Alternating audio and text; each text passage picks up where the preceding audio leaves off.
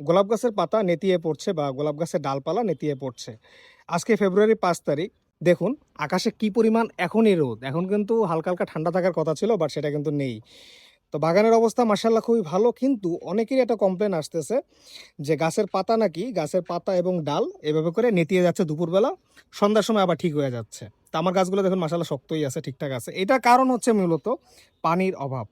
মানে হচ্ছে আপনার গোড়া যদি পানিতে টান পড়ে যায়, মানে হচ্ছে পানি শুকিয়ে যায়, শক্ত হয়ে যায় মাটি, তাহলে দেখবেন যে গাছের যে ডালপালাগুলো থাকবে এগুলো এরকম করে নেতিয়ে যাবে। হ্যাঁ, এরকম করে নেতিয়ে যাবে। তো এটা সমাধান হচ্ছে, যদি আপনাদের গাছ এভাবে করে নেতিয়ে যায়, সর্বপ্রথম যেটা খেয়াল করবেন সেটা হচ্ছে গাছের গোড়া ঠিক আছে কিনা, মানে গাছের গোড়া ময়েশ্চারটা ঠিক আছে কিনা।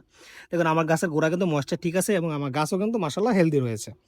তো আপনাদের গাছ উল্টো হতে পারে এরকম যে আপনাদের গাছে একদম পুরো মাটিগুলো শক্ত হয়ে টান টান হয়ে আছে, একদম পানি কোনো ময়েশ্চারই নেই। তো আপনারা তখন পানি দিয়ে দিবেন, দেখবেন যে গাছ কিছুক্ষণের মধ্যেই রিকভারি করে নেবে। আর যদি ময়েশ্চার থাকার পরও গাছের ডালপালাগুলো নেতিয়ে থাকে, সেটা কিন্তু অন্য প্রবলেম, সেটা নিয়ে অন্য একদিন কথা বলবো। আপাতত সহজ ট্রিকটা আপনাদেরকে বলে দিলাম, এটা আপনারা অ্যাপ্লাই করে দেখুন। তো ধন্যবাদ তোমার সাথে থাকার জন্য। সাবস্ক্রাইব ফলো করে সাথে থাকবেন।